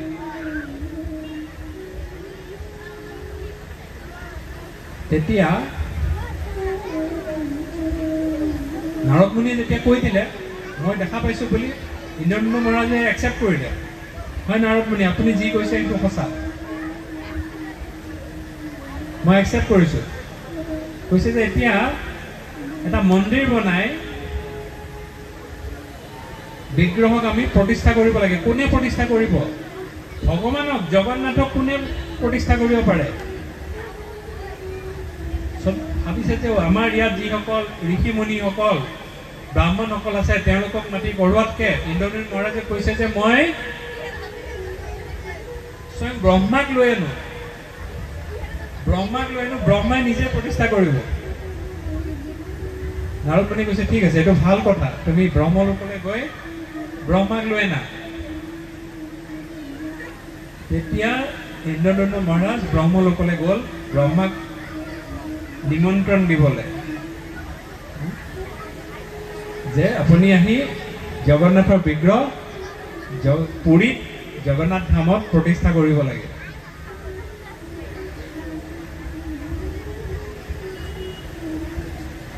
যেতিয়া ইন্দ্ৰদম্ন মহাৰাজ গ'ল আৰু ঘূৰি আহিলে, মন্দিৰটো অলৰেডি বনাই দিছিলে। এতিয়া যিটো আমি মন্দিৰ দেখা পাইছো,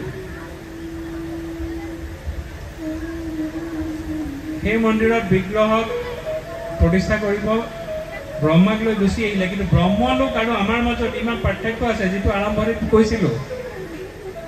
কিমান বছৰ পাৰ হৈ গ'ল পৃথিৱীৰ? ইন্দ্ৰদম্ন মহাৰাজ গ'ল, ব্ৰহ্মলোকত গৈছে, ব্ৰহ্মাক লৈ পেলাই আহি গ'ল। কিমান বছৰ পাৰ হ'ল?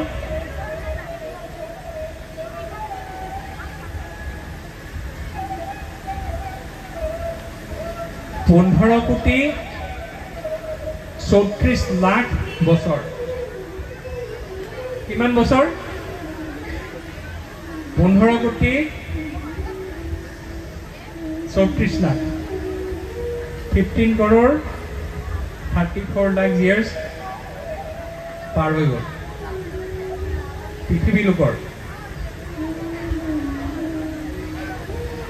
ঘূৰি আহি দেখা পাইছে ইন্দ্ৰদম্ন মহাৰাজে যে তাত এই মন্দিৰত বেলেগ বেলেগ মানুহ আছে, তেওঁলোকে ইন্দ্ৰদম্ন মহাৰাজক চিনি পোৱা নাই। এতিয়া তাতে বটবৃক্ষ আছে। এতিয়াও আপুনি দেখা পাব, আপোনালোকে জগন্নাথ মন্দিৰৰ ভিতৰত এজোপা বটবৃক্ষ আছে। সেই বটবৃক্ষ সাক্ষী দিছিল। কাউৰী এটা আছিলে তাতে, কাউৰীয়ে সাক্ষী দিছে, হয় ইন্দ্ৰদম্ন মহাৰাজে এই মন্দিৰটো বনাইছিল, তেওঁৰ হয়। বটবৃক্ষ সদায় থাকে। যেতিয়া গোটেই বিশ্ব ব্ৰহ্মাণ্ড ধ্বংস হৈ যাব, এই বটবৃক্ষ জগন্নাথ মন্দিৰৰ ভিতৰত তেনেকে থাকিব।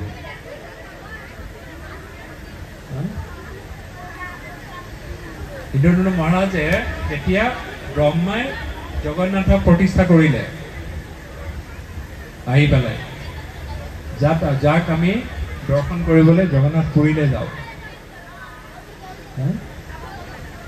যেতিয়া প্ৰতিষ্ঠা কৰিলে, তেতিয়া ইন্দ্ৰদম্ন অকণমান মনে মনে হৰি বল, হৰে কৃষ্ণ অকণমান মনে মনে জগন্নাথৰ কথা শ্ৰৱণ কৰিব লাগে। শ্ৰৱণ কৰিলে কি হ'ব? সকলোৰে লাভ হ'ব।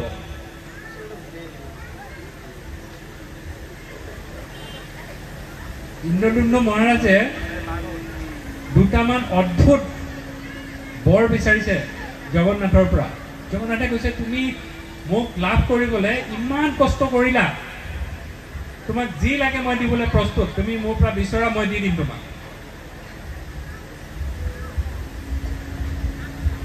প্ৰথমতে বিচাৰিছে ইন্দ্ৰদম্ন মহাৰাজে, সকলো আচৰিত হৈ গৈছে। নাৰদ মুনি আচৰিত হৈ গৈছে, ব্ৰহ্মা আচৰিত হৈ গৈছে, জগন্নাথ নিজে আচৰিত হৈ গৈছে। কি বিচাৰিছে? তুমি যদি মোক কৃপা কৰিব বিচাৰিছা, প্ৰথম এটা কৃপা কৰা, যাতে মোৰ কোনো বাচ্চা নাথাকে, কোনো সন্তান নহয় যাতে কেতিয়াও। জগন্নাথ আচৰিত। সকলোৱে সন্তান বিচাৰে নে নিবিচাৰে ভগৱানৰ ওচৰত আহি? ইন্দ্ৰদম্ন মহাৰাজে উল্টা কৰিছে যে তুমি মোক কৃপা কৰা যাতে মোৰ সন্তান নহয়।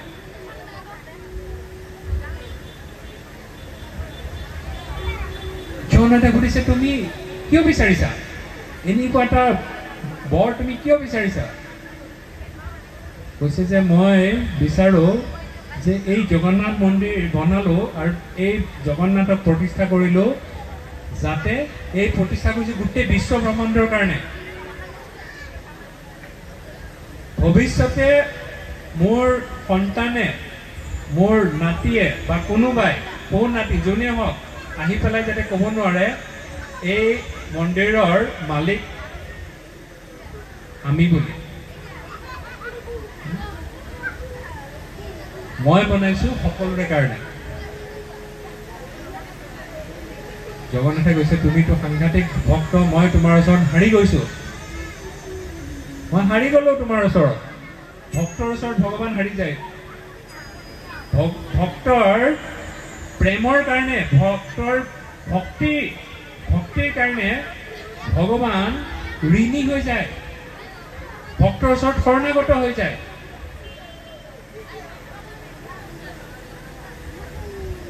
জগন্নাথে কৈছে ভাই তোমাৰ ওচৰত মই হাৰিলোঁ, যিয়ে হওক তুমি বিচাৰিছা যিহেতু তথাস্তু, সেইটোৱে হ'ব তোমাৰ। তাৰপিছত গুণ্ডিচা মাক সুধিছে, হে মা তুমিও বহুত কষ্ট কৰিলা মোক প্ৰতিষ্ঠা কৰাৰ নামত, তুমি কি বিচাৰিছা কোৱা, মই চব দি দিম তোমাক।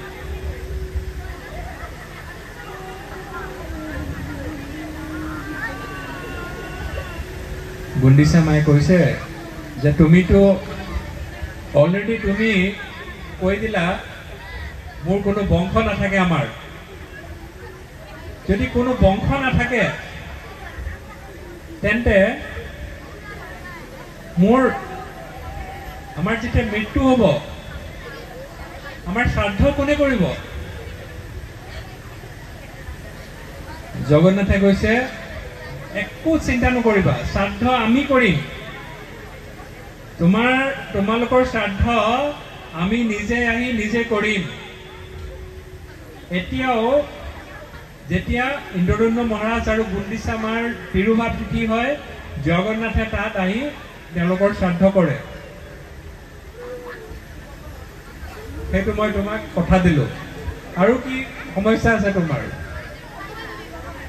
কৈছে যে তুমি এতিয়া ইমান ধুনীয়া মন্দিৰত আহিলা, এতিয়া মই মোৰ ঘৰলৈ ঘূৰি যাম এতিয়া, কিন্তু ঘূৰি যোৱাৰ পিছত মই তোমাৰ বিৰহত মই থাকিব নোৱাৰিম, তোমাৰ চিন্তাত মই থাকিব নোৱাৰিম।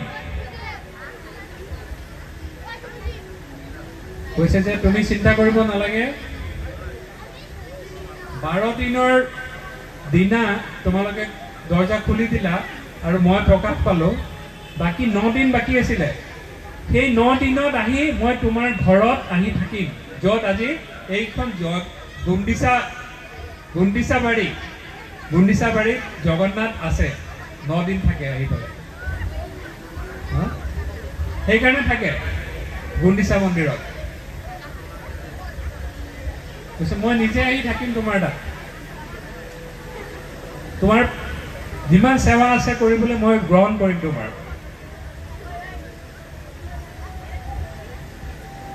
সেইটো ঠিকে আছে, কিন্তু গুণ্ডিচা মায়ে কৈছে মাতৃটো কৈছে যে হ'লেও আমাৰ কোনোবা সন্তান থাকিলে ভাল আছিলে। কৈছে যে তোমাৰ কিয় সন্তান লাগে? তুমি আমাক, মোক বলদেৱ আৰু সুভদ্ৰা মহাৰাণীক তুমি আমাক ৰেডিমেড সন্তান পাই গৈছা। তুমি আমাৰ মাতৃ, তোমাক কিয় সন্তান লাগে? আৰু আমি যিমান তোমাক চাবলৈ আছে আমি চাম। এইকেইটা কৈ তেতিয়া গুণ্ডিচা মা অলপ শান্ত হ'ল। শান্ত হৈ পেলাই তেওঁ জগন্নাথৰ সিদিনাখনৰ পৰা তেওঁলোকে সেৱা আৰম্ভ কৰিছিল। এই কথাখিনি চলি থকাৰ সময়ত কোন কোন তাত আছিলে? ইন্দ্ৰদম্ন মহাৰাজ, গুণ্ডিচা মা, নাৰদ মুনি আৰু কোনে প্ৰতিষ্ঠা কৰিব আহিছিল? ব্ৰহ্মা। স্বয়ং ব্ৰহ্মা আছিলে তাত।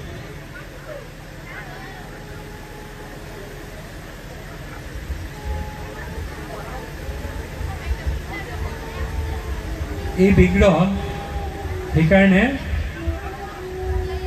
এই বিগ্ৰহ প্ৰতিষ্ঠা কৰিবলৈ ব্ৰহ্মলোকৰ পৰা মাতি আনিব যাওঁতে 15 কোটিৰ ওপৰত বছৰ পাৰ হৈ গৈছিল। সেইকাৰণে সকলোতকৈ প্ৰাচীন বিগ্ৰহ হৈছে জগন্নাথ গোটেই বিশ্ব ব্ৰহ্মাণ্ডৰ। জগন্নাথৰ ওচৰত আপোনালোকে যি বিচাৰিব জগন্নাথ দিবলৈ ৰেডি আছে, প্ৰস্তুত।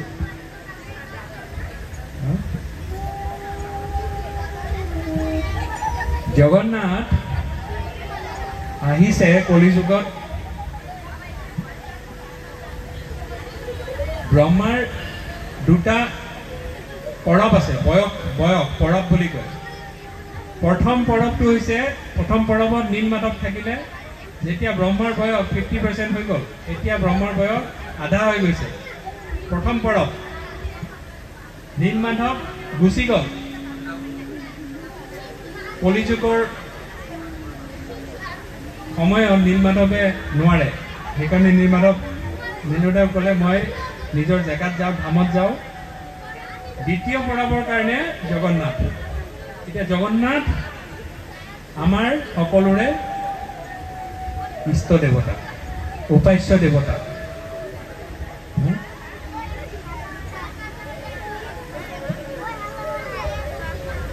জগন্নাথক লীলা যদি ক'বলৈ যাওঁ, জগন্নাথ সাংঘাতিক লীলাময়, এফালে কৃপাময় এফালে লীলাময়। জগন্নাথে ইন্দ্ৰদুম্ন মহাৰাজৰ সময়ত লীলা কৰিছিল, আজিকালি নকৰে, সেইটো নহয়। জগন্নাথে নিত্য লীলা কৰে। যেনেকে নিধিবনত ভগৱানে নিত্য লীলা কৰে, তেনেকে জগন্নাথে কলিযুগত নিত্য লীলা কৰিব আহিছে।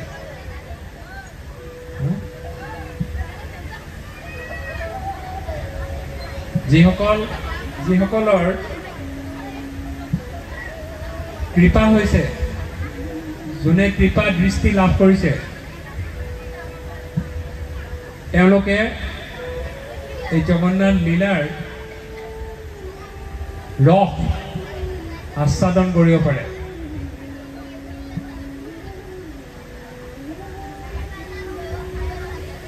জগন্নাথ লীলাৰ কোনোবাই যদি ৰস আস্বাদন কৰিব পৰা নাইও, হ'লেও আপত্তি নাই। কাৰণ জগন্নাথৰ যি মহাপ্ৰসাদ, এই মহাপ্ৰসাদ কোনোবাই, এতিয়া সকলোৱে মহাপ্ৰসাদ গ্ৰহণ কৰিব প্ৰগ্ৰেম শেষ হোৱাৰ লগে লগে। এই জগন্নাথৰ মহাপ্ৰসাদ হৈছে কলিযুগৰ একমাত্ৰ অস্ত্ৰ, এই জন্ম মৃত্যু জৰা ব্যাধিৰ পৰা আমি ওলাই যাবৰ কাৰণে। একমাত্ৰ অস্ত্ৰ হয়নে জগন্নাথৰ মহাপ্ৰসাদ? আমি জগন্নাথৰ যিমান মহাপ্ৰসাদ ল'ম, আমাৰ কি হ'ব? হৃদয়খন পবিত্ৰ হ'ব। কলু ফটা যিমান আছে, বেয়া বেয়া যিমান জাৰ্ম আছে, এই জাৰ্মবিলাক নাইকিয়া হৈ যাব। জাৰ্ম যেতিয়া নাইকিয়া হৈ যাব, আমি হৰে কৃষ্ণ মহামন্ত্ৰ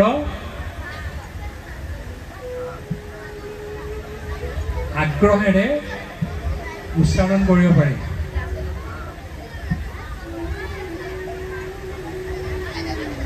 যিমান আমি হৰিনাম ল'ম,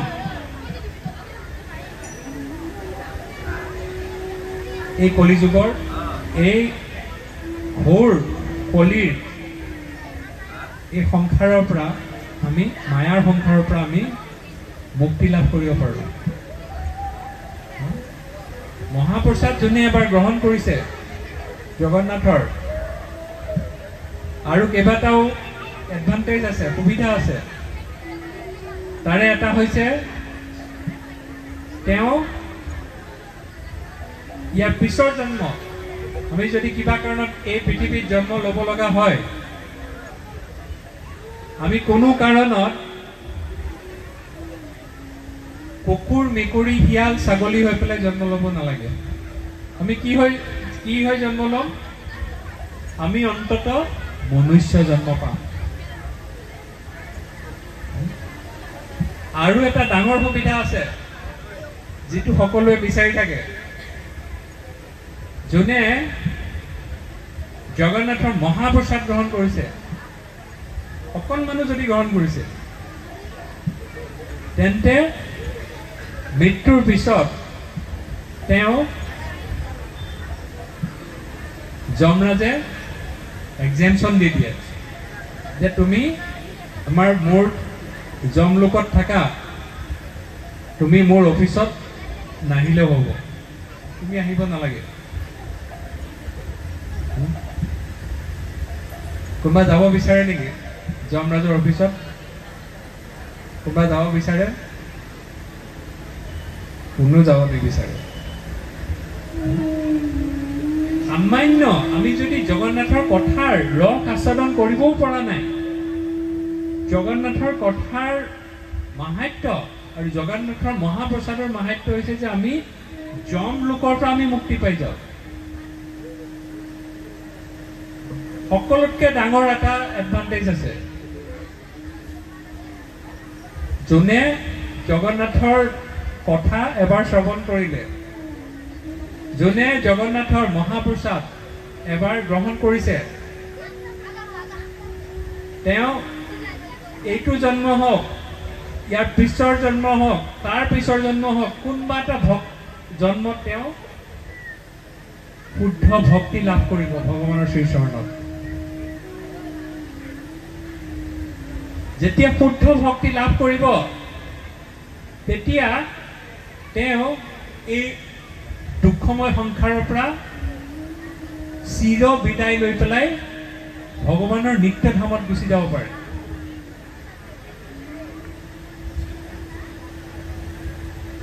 এখন এখন পৃথিৱী আমি দেখা পাই আছো এখন এখন পৃথিৱী ঘৰ দুৱাৰ মানুহ আত্মীয় স্বজন বন্ধু বান্ধৱ কলেজ স্কুল ইউনিভাৰ্চিটি আমেৰিকা যুদ্ধ বিগ্ৰহ কোনোবা মহাকাশত গৈছে স্পেচত গৈছে এইবিলাক আমি দেখা পাই আছো এইখন অনিত্য সংসাৰ নিত্য নহয় এইখনৰ ওপৰত এখন ভগৱানৰ নিত্য সংসাৰ আছে নিত্য ধাম আছে য'ত যাবলৈ আগৰ ঋষি মুনিসকলে হাজাৰ হাজাৰ হাজাৰ হাজাৰ বছৰ তপস্যা কৰিছিল ভগৱানৰ বিশেষ কৃপাৰ ফলত জগন্নাথৰ কৃপাৰ ফলত চৈতন্য মহাপ্ৰভুৰ কৃপাৰ ফলত শ্ৰীল প্ৰভুপাদৰ কৃপাৰ ফলত সাধু গুৰু বৈষ্ণৱৰ কৃপাৰ ফলত এতিয়া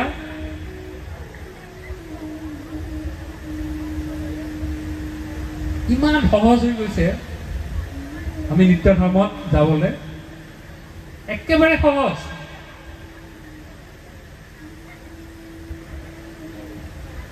কনফাৰ্ম টিকেট কি কৰিব লাগিব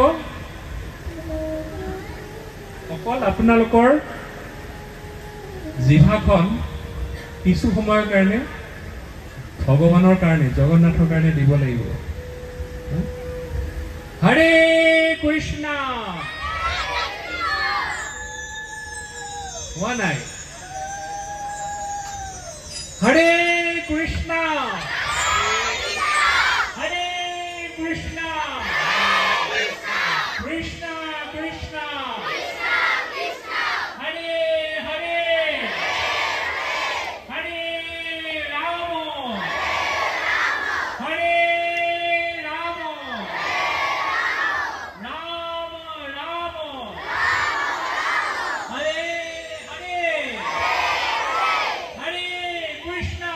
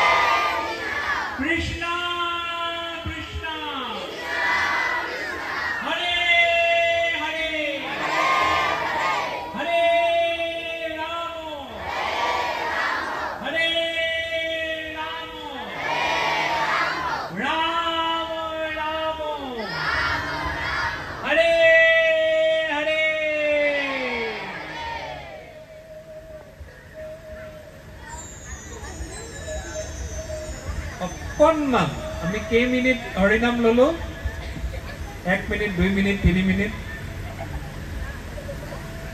এইখিনি আমি যদি হৰিনাম লওঁ আৰু জগন্নাথৰ মহাপ্ৰসাদ যদি লওঁ আমাৰ আমি কিহৰ কৰ নিত্য ধাম পাই আছো কিহৰ কনফাৰ্মেশ্যন পাই আছো কনফাৰ্ম টিকেট জগন্নাথ ধামৰ কনফাৰ্ম টিকেট পাই আছো আমি যদি দিল্লীত যাওঁ আমি ট্ৰেইনৰ টিকেট কাটোতে আমি কি কৰিব লাগে পইচা খৰচ কৰিব লাগে 500 টকা 1000 টকা 2000 টকা 3000 টকা যি হোক ফ্লাইটত গ'লে যি দাম হোক 5000 6000 10000 যি হোক পইচা খৰচ কৰিব লাগে কিন্তু ভগৱান জগন্নাথ ইমান দয়ালু আমাৰ 1 টকাও খৰচ নোহোৱাকে আমাক কনফাৰ্ম ৰিজাৰ্ভেশ্যন দি আছে কনফাৰ্ম ৰিজাৰ্ভেশ্যন টিকেট দি আছে আমি অকণমান ল'বলৈ আগ্ৰহী হ'ব লাগে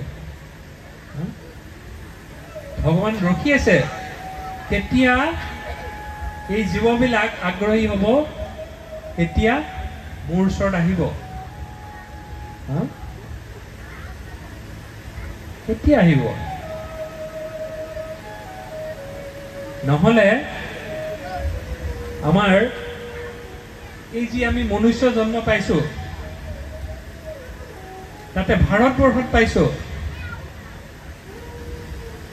ভাৰত ভূমিতে হইল মনুষ্য জন্ম যাৰ জন্ম সাৰ্থক কৰি কৰ পৰ উপকাৰ যাৰ ভাৰত ভূমিত জন্ম লাভ হৈছে মনুষ্য জন্ম লাভ হৈছে তেওঁলোকে এই দুষ্প্ৰাপ্য সুদুৰ্লভ মনুষ্য জন্মটো সাৰ্থক কৰি বেলেগক পৰোপকাৰ কৰিব লাগে সাৰ্থক কেনেকৈ হ'ব আমি বিভিন্ন গোটেই আমাৰ টোটেল কিমান জনী আছে বিশ্ব ব্ৰহ্মাণ্ডত 84 লক্ষ জনী 84 লক্ষ জনীত আমি ভ্ৰমি আছো ব্ৰহ্মাণ্ডৰ ভূমিতে কোনো ভাগ্যৱান জীৱ গুৰু কৃষ্ণৰ প্ৰসাদে পাই ভক্তিলতা বীজ জন্ম জন্মান্তৰৰ পৰা আমি ঘূৰি ঘূৰি ঘূৰি ঘূৰি ঘূৰি ঘূৰি গুৰু কৃষ্ণ কৃপাত সাধু গুৰু বৈষ্ণৱৰ কৃপাত আমি কি পাওঁ ভক্তিলতা বীজ পাওঁ তাৰ আমি সৎ উপয়োগ কৰিব লাগে নহলে বৃথা যাব এতিয়া বাৰু আমাৰ LPG সিলিন্ডাৰ আহিলে মাতাজী সকলে কিচেনত সদায় গেছত ৰান্না কৰে আগৰ দিনত LPG সিলিন্ডাৰ আছিল নেকি 40 বছৰ আগত 50 বছৰ আগত কিয় ৰান্না হৈছিলে খৰি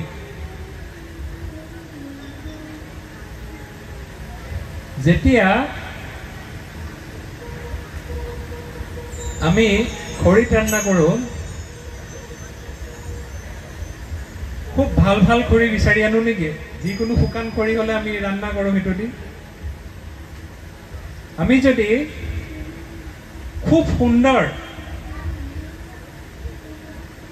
চন্দনৰ গছ আছে চন্দনৰ গছটো আমি কাটো কাটি তাক খৰি বনালো আৰু চন্দনৰ গছৰ খৰি দি আমি ৰান্না কৰিম নেকি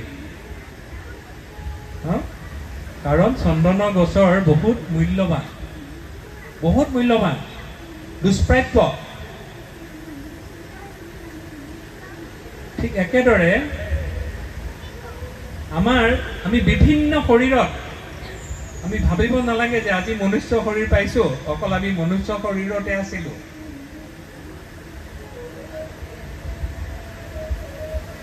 আমি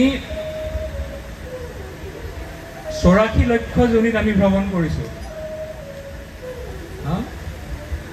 তাত কুকুৰ মেকুৰী সাপ যিমান আছে গছ গছনি যিমান আছে এইবিলাক আমি ভ্ৰমণ কৰি আহি মনুষ্য জন্ম পাইছো।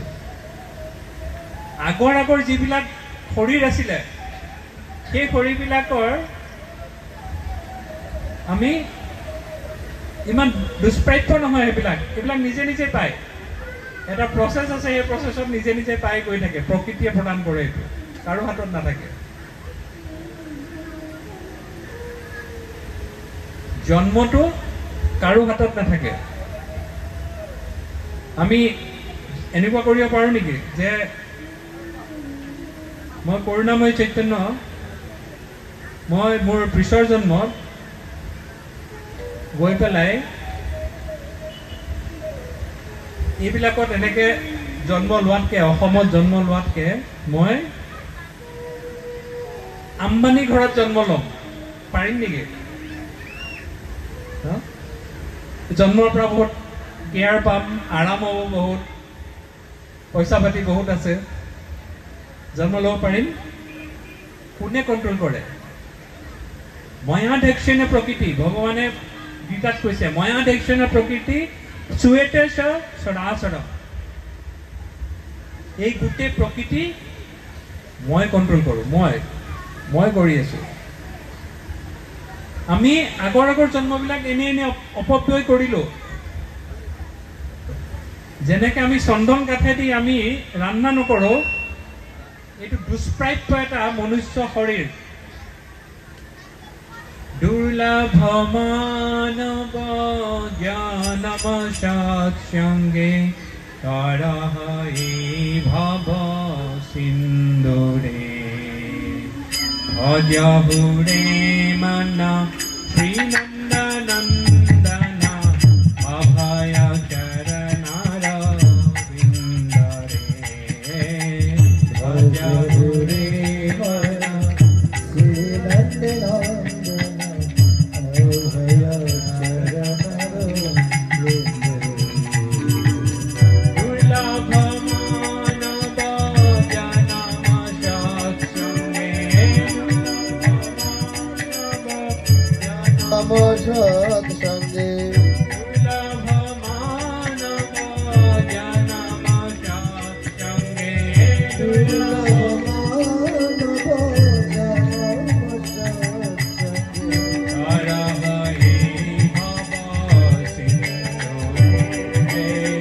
ভজহুৰে মন সৎসঙ্গে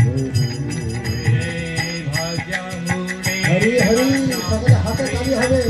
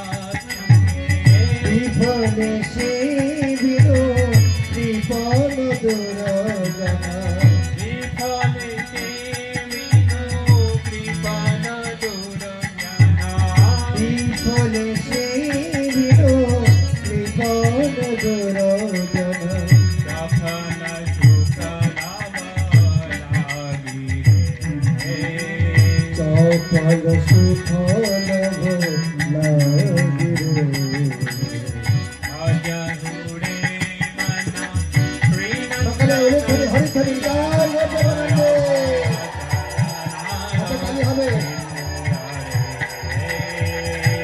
ভজহুৰে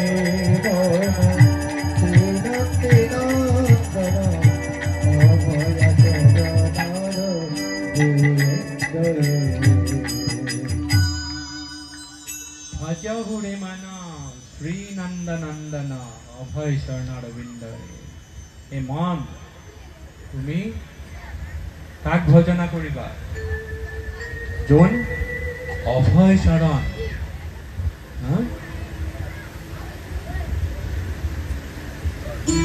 অভয় চৰণৰ ৰবীন্দ্ৰে। তুমি এই অভয় চৰণৰ চৰণ বন্দনা কৰা। দুৰ্লভ মানুহ মনুষ্য জন্ম তুমি সাৰ্থক কৰা, অপব্যয় নকৰিবা। সেইকাৰণে আমি যদি জন্ম সাৰ্থক কৰিব বিচাৰো তেন্তে আমি সৰ্বপ্ৰথমে ভক্ত সংগ, সাধু সংগ ল'ব লাগিব।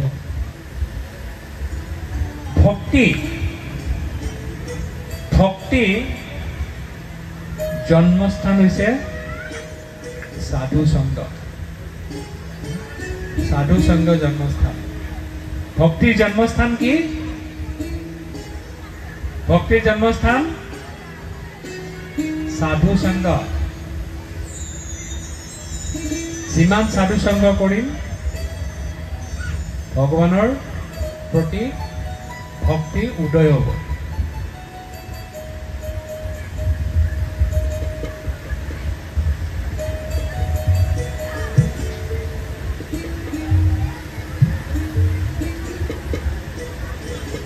বহুত সময় আপোনালোকক আমনি দিলোঁ।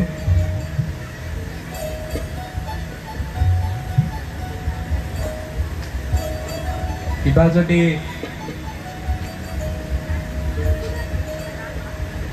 অপৰাধ হয় ক্ষমা কৰিব সকলোৱে। সকলোৰে চৰণত প্ৰণিপাত জনাইছোঁ।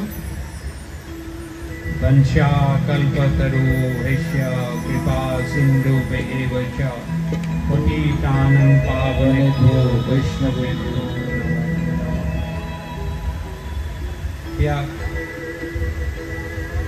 মহাপ্ৰসাদৰ সময় হৈছে নিশ্চয়।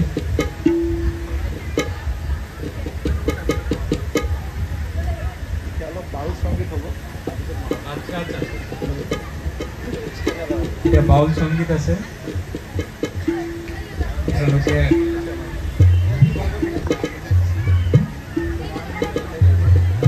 আনন্দ উপভোগ কৰক। আৰু খালি একমাত্ৰ আপোনালোকৰ শ্ৰীচৰণত এটা বিনম্ৰ অনুৰোধ আছে, যাতে